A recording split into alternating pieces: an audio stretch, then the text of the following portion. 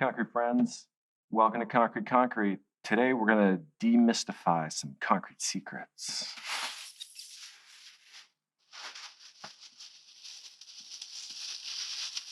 What's this?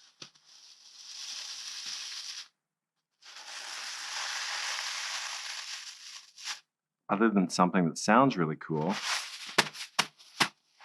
this is one of the biggest secrets in the concrete industry. Lightweight aggregates. Lightweight aggregates. Have you heard anyone ever talk about this when we talk about concrete? Have you heard anyone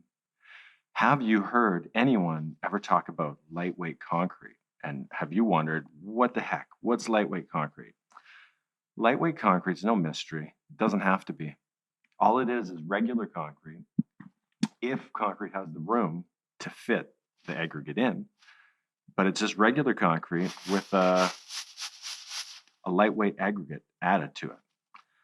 I spent many years trying to find the best lightweight aggregate, something that would still cast beautiful objects in small molds.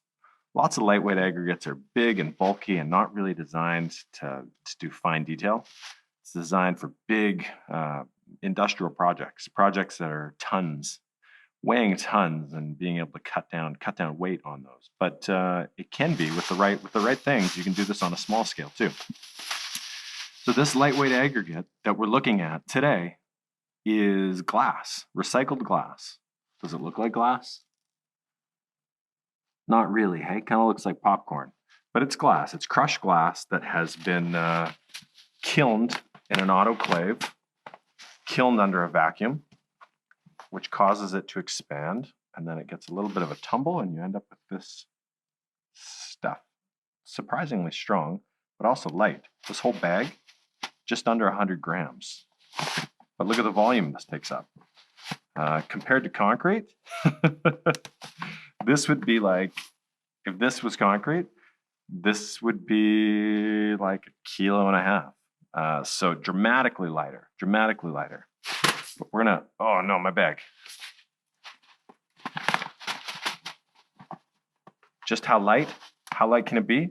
Let's test it. Oh no, I don't have putty knives. Hold on. I'll be right back. Putty knives. We're gonna need those. Sriracha water, we're gonna need this. And our crete. So I've got 2 batches. I've got 200 grams and 100 grams of crete. And you know what I'm gonna do? I'm gonna take some of my glass bead here, and I'm just gonna top up my 100 grams. This one is by volume. This is not by weight. I'm gonna add a bit in now, because I wanna bring it up to look about the same amount of volume. That should do. This is going to vary. Depending on the shape that you're doing, how much glass bead you can put into it is really going to change.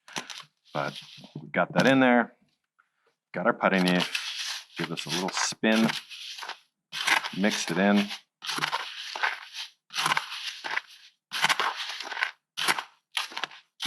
We might be pushing it for how much? Let's just throw a little there. That's probably good. Which one first? Let's go this one first. Squirt sriracha water and mix. Yeah, I'm mixing in a tub. That's not typical of me, is it? You know what else that isn't typical? Guess. I'm listening. No pigments. No, we're not doing pigments today.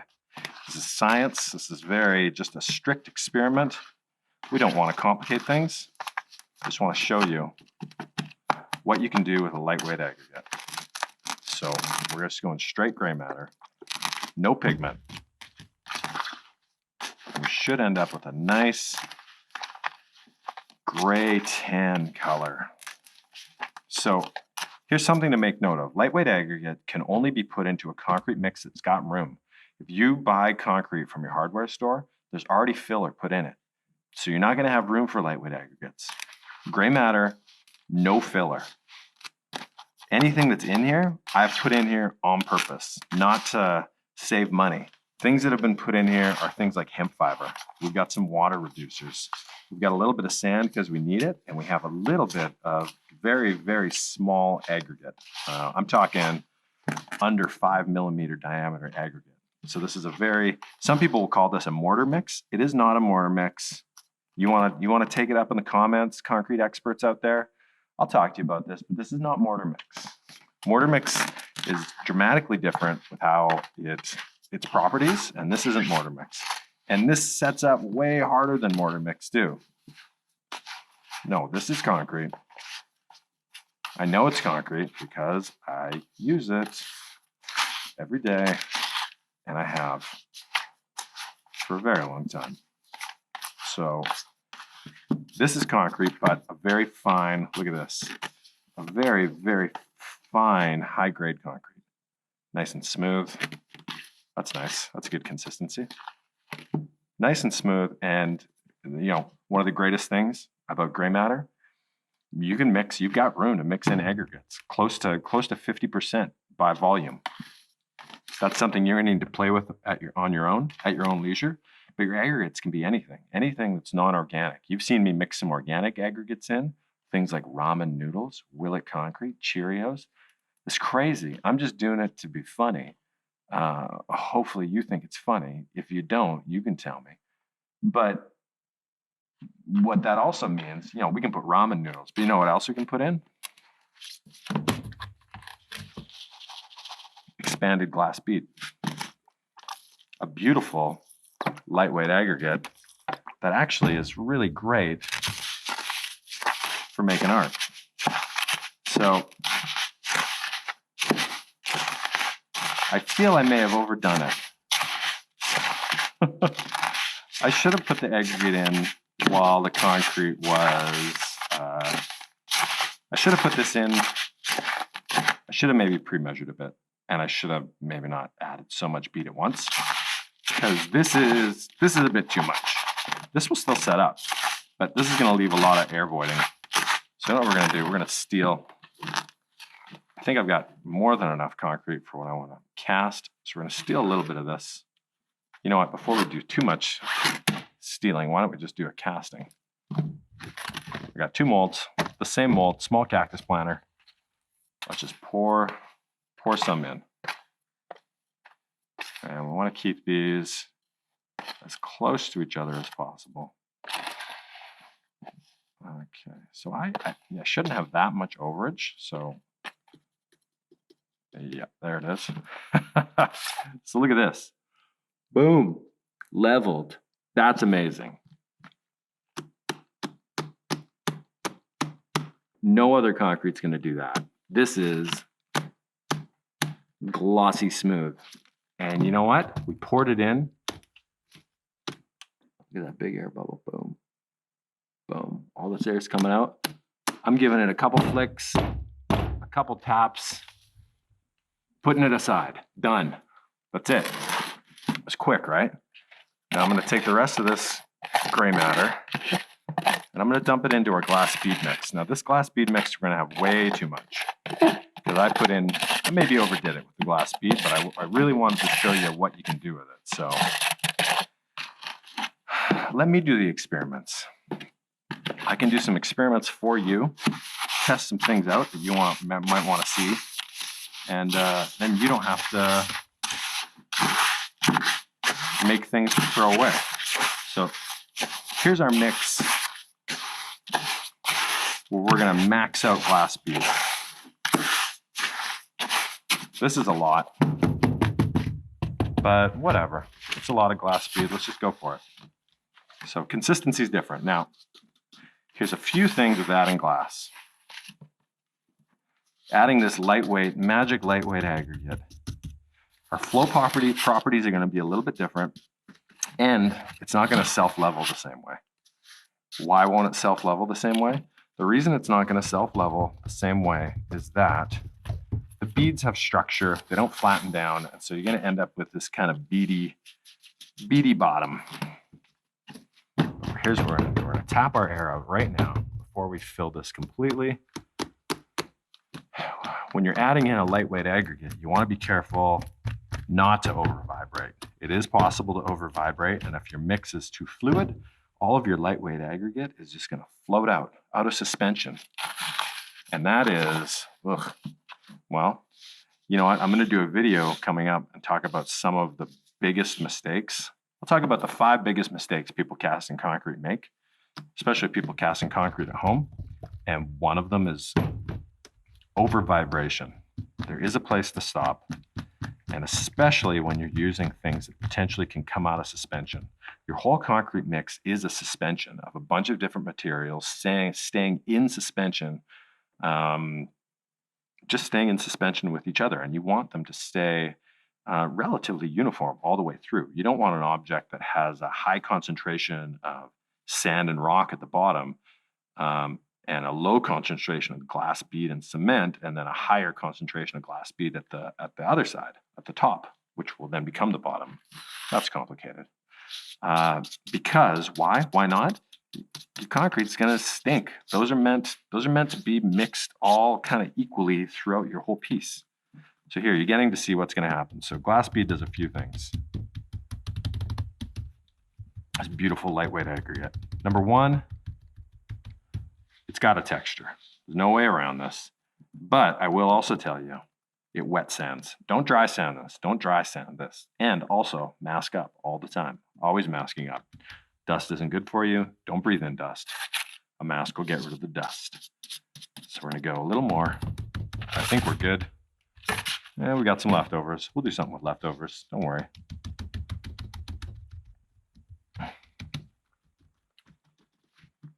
And how are we doing? We're going to leave it, I think, right there. Small object, lightweight aggregates, side by side. Let's actually see what the final weights on those two are.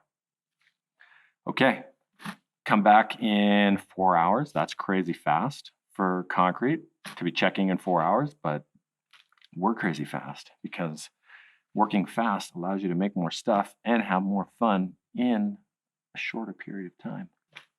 Thanks, everybody. Catch you on the cured side. 4 hours. Hey, everyone. Mr. Concrete back with our samples. We've got this one concrete cactus planter, beautiful smooth bottom, but no lightweight aggregate. Second concrete planter, lightweight concrete, not a smooth bottom, kind of popcorny, but that's because we have lightweight aggregate in here. This is lightweight concrete. Want to see how lightweight? Let's see. So first this one. Just a little experiment here. And boom. Oh my goodness. So I guess our mold had a little bit of blue pigment in there. I got a bit of a blue haze on some of this, but this is very fresh. Just a couple little dots here and there on there, but smells good. No voids. It's really dark. That's water. This is going to lighten up considerably. It'll start looking closer to this. This side was exposed to the air, so it dried out. This side's looking a little gray, but it's going to get light. This whole thing's going to be light gray, but here we go. There's one. One concrete object. Now, let's take a look at number 2. This is our lightweight one. Same thing. I'm going to separate the edge. Fold it apart. Boom. And doesn't really look that different. A couple little extra spots here and there, but in general, they look generally the same. Now, the tail of the tape. I reach over here. No look pass. Our scale that I keep wrapped up in plastic because otherwise I'll fill it full of concrete. Oh. If you're using a digital scale, using any scale, the scale's got to be clean, totally clean underneath of it, or else it's not going to work. Okay, there we go. 0 the scale. I don't know if you're going to be able to read this, but it's currently saying 0 grams. So here's our concrete. Oh, 2 grams, 4 grams, 5 grams, 6 grams. Can we?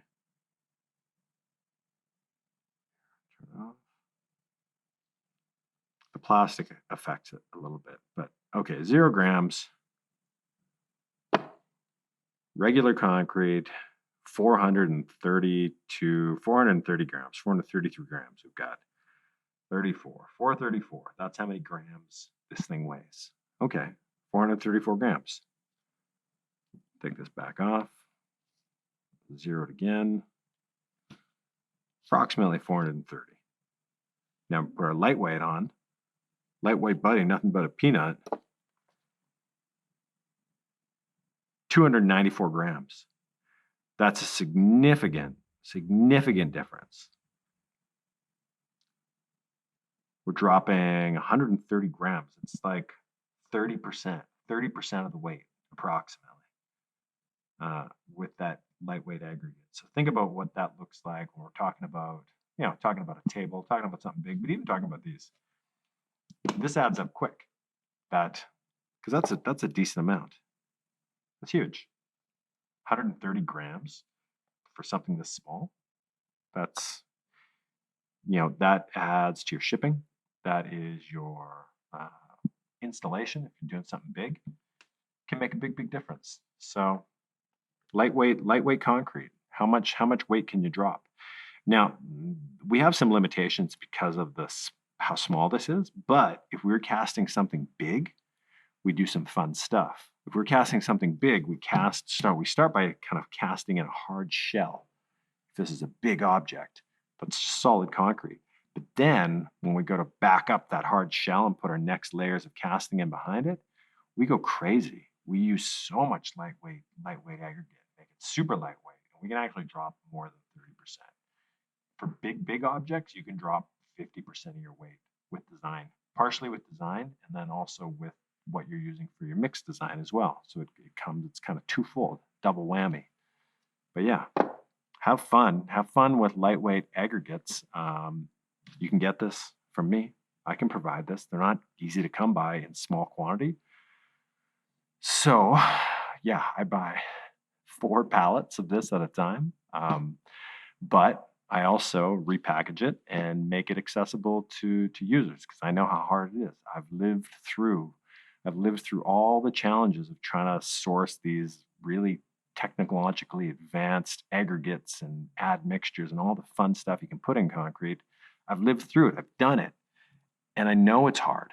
And I don't want you to have to do all the hard stuff. I want to make concrete easy, fast, fun for you. So that's what we do.